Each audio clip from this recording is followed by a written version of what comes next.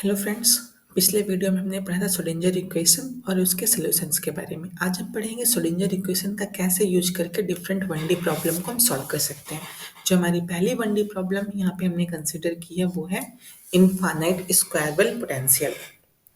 इस स्क्वायरेबल पोटेंशियल के लिए हमने जो अपना पोटेंशियल कंसिडर किया वो हमने पोटेंशियल किया है असिमेट्रिक पोटेंशियल, जो इस तरीके से डिफाइन होता है। तो इस स्क्वायर वेल को अब हम बोलेंगे असिमेट्रिक स्क्वायर वेल पोटेंशियल।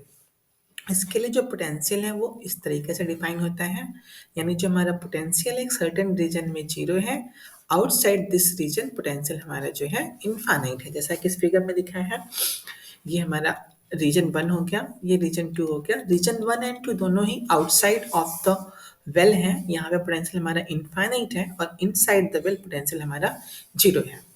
अब पार्टिकल के बिहेवियर और उसकी एनर्जी, उसके मोशन को जानने के लिए हमें श्रोडिंगर इक्वेशन सॉल्व करना होगा। चूंकि यहाँ पे पोटेंशियल जो है हमारा वो टाइम इंडिपेंडेंट है, तो इसलिए जो हमारा श्रोडिंगर इक्वेशन हम होगा वो भी हमारा टाइम इंडिपेंडेंट होगा। तो सबसे पहले हम टाइम इंडिपेंडेंट श्रोडिंगर इक्वेशन लिख लेते हैं। Time independent Schrodinger equation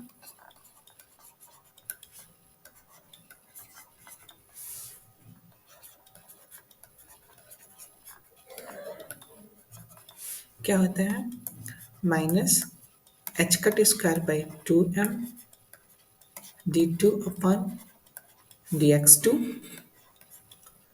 psi of x plus bx psi of x is equal to e psi of x। इसको हम मानते हैं इक्वेशन नंबर 1 हमारा। ठीक है, अब चूंकि पोटेंशियल हमारा आउटसाइड द वेल इनफाइनाइट है, तो यहाँ पे वेव फंक्शन जो होगा वो हमारा जीरो होगा। तो वेव फंक्शन केवल हमारा इस रीजन में इनसाइड द वेल ही एग्जिस्ट करेगा, outside the well wave function हमारा जीरो होगा। तो इसलिए अब श्रोडिंगर इक्वेशन जो सॉल्व करेंगे वो हम केवल इनसाइड द रीजन लिखेंगे, यानी श्रोडिंगर इक्वेशन जो हम लिखेंगे वो हम केवल इनसाइड द वेल ही लिखेंगे और उसी को हम सॉल्व करेंगे।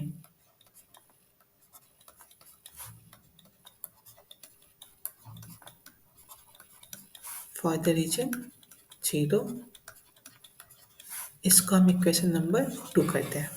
इसको और सिंप्लीफाई कर लेते हैं।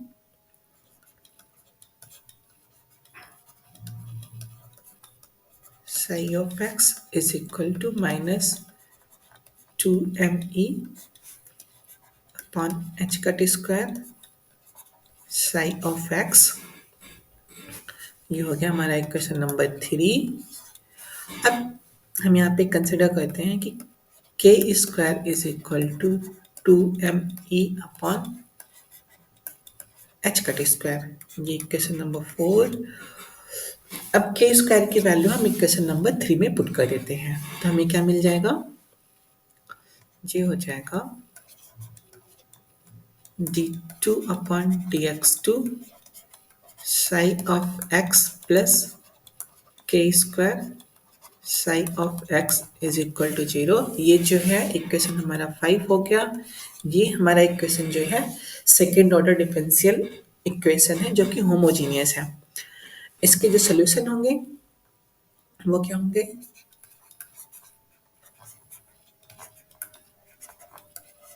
सोल्यूशन ऑफ इक्वेशन 5 क्या हो जाएगा, psi of x is equal to मान लिया a1 exponential i kx plus b1 exponential minus i kx।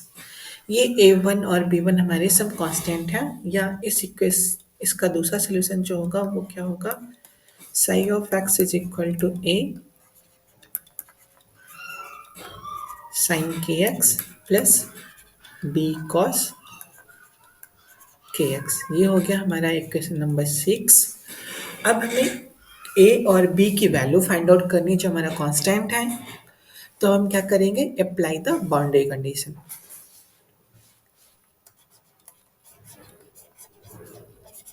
Apply the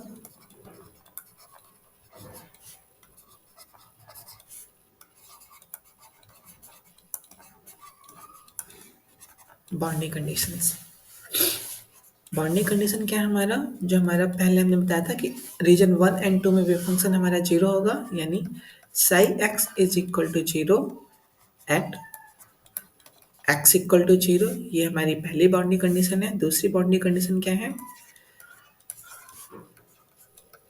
Sai of x equal to zero at x equal to a. So हम apply करते हैं boundary condition को one by one. पहला, at x equal to zero psi of x zero हो जाएगा, this is equal to a sine k zero plus b cos k zero. Sine zero की value zero, cos zero की value one, तो यहाँ पे क्या हो जाएगा, ये zero is equal to b. ठीक है, यानी हमारी जो कांस्टेंट बी है वो हमारा जीरो हो गया। अब दूसरी कंडीशन अप्लाई करो, at x is equal to a. अब क्या हो जाएगा, psi of x equal to zero equal to a sine k a. हमारा बी जीरो हो गया है, अब ए जीरो नहीं हो सकता। अगर ए जीरो हो जाएगा तो हमारा पूरा वेव फंक्शन यानी जो सोल्यूशन ऑफ श्रोडिंगर इक्वेशन है वो जीरो हो जाएगा। इसलिए क्या होगा यहाँ पे, a does not equal to zero, यानी क्या होगा, ये इम्प्लाई क्या करेगा, हमारा sign k A must be zero. अब साइन जीरो कब होता है, 0 डिग्री पे, पाई डिग्री, पाई 180 एंगल पे, 360 एंगल पे एंड सो ऑन। तो यहाँ पे क्या हो जाएगा, ये हो जाएगा sine k a is equal to sine n pi, यानी एन इज इक्वल टू 1 2 3। जीरो नहीं ले रहे हैं, इसको हम आगे बताएंगे। के ए हो जाएगा एन पाई, के की जो वैल्यू मिल गई वो हो गई एन पाई बाई ए। ये हो गया हमारा equation number 7। From equation 6 and 7,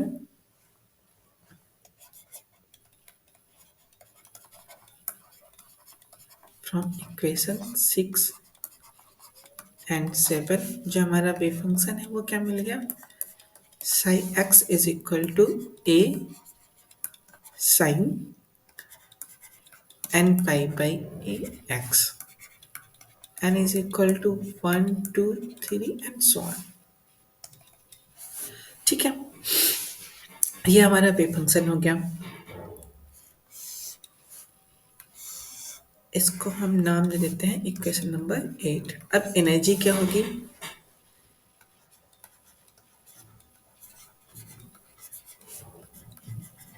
energy of the particle क्या होगा,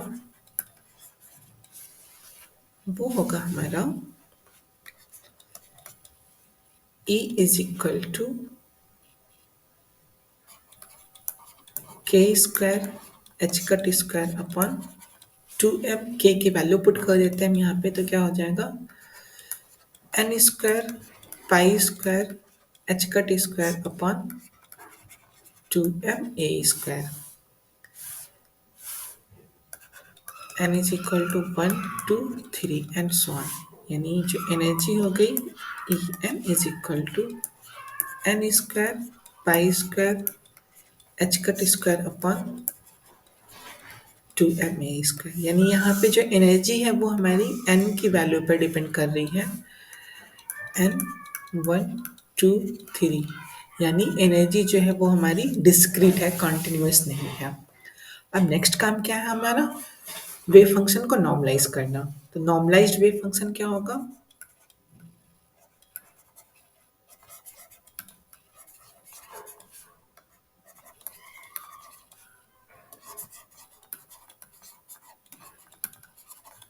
नॉर्मलाइज्ड वेव फंक्शन के लिए क्या होगा, कंडीशन क्या होगी, क्योंकि वेव फंक्शन हमारा with in the well exist कर रहा है, इसलिए इंटीग्रेशन भी हमारा 0 से a के बीच में ही होगा।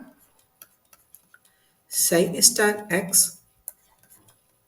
Sai x d x should be 1, यानी mod a square 0 to a sine n pi by a x sine n pi a x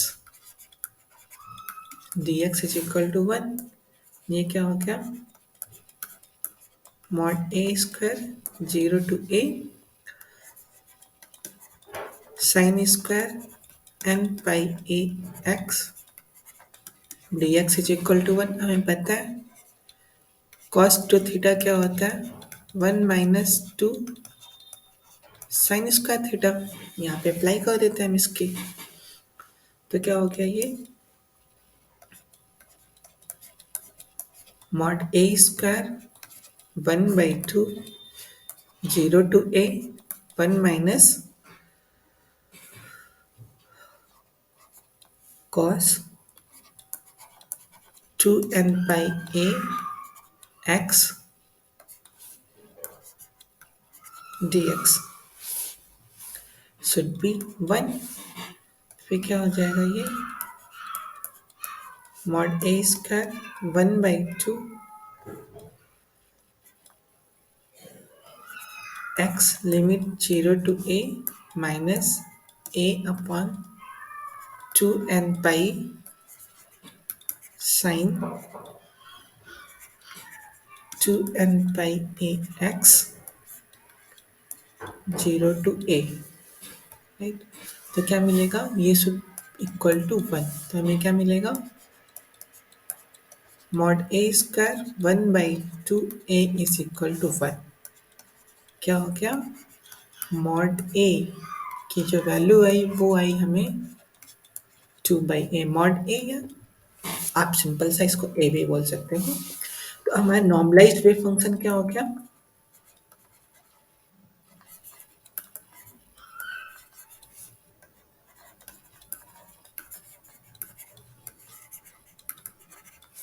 normalised wave function हमारा क्या हो गया? psi of x is equal to 2/a sin n pi a x n is equal to 1 2 3 n। और energy क्या हो गई? Energy हो गई हमारी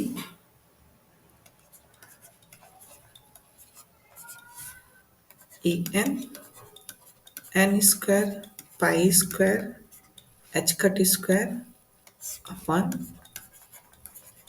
2ma स्क्वायर। एन की वैल्यू 1 2 3। अगर एन जीरो हो जाएगा तो यहाँ पे हमारा वेव फंक्शन भी जीरो हो जाएगा और एनर्जी भी जीरो होगी। तो मतलब पार्टिकल हमारा बॉक्स के अंदर है ही नहीं है, इसलिए एन हमारा जीरो नहीं हो सकता। अब देखते हैं वेव फंक्शन के हम कुछ प्लॉट्स देख लेते हैं।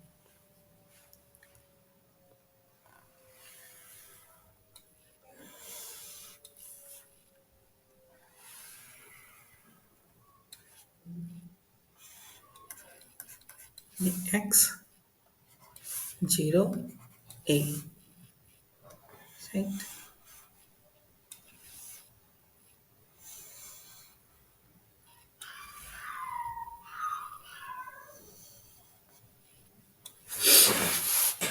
सो ये है हमारा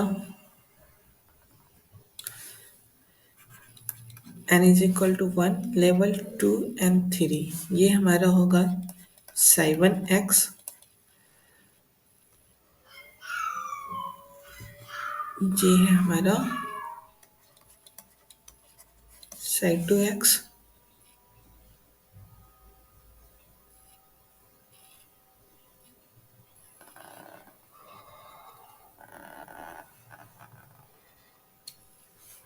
ये है हमारा साई 3x। ठीक है, ओके, थैंक यू।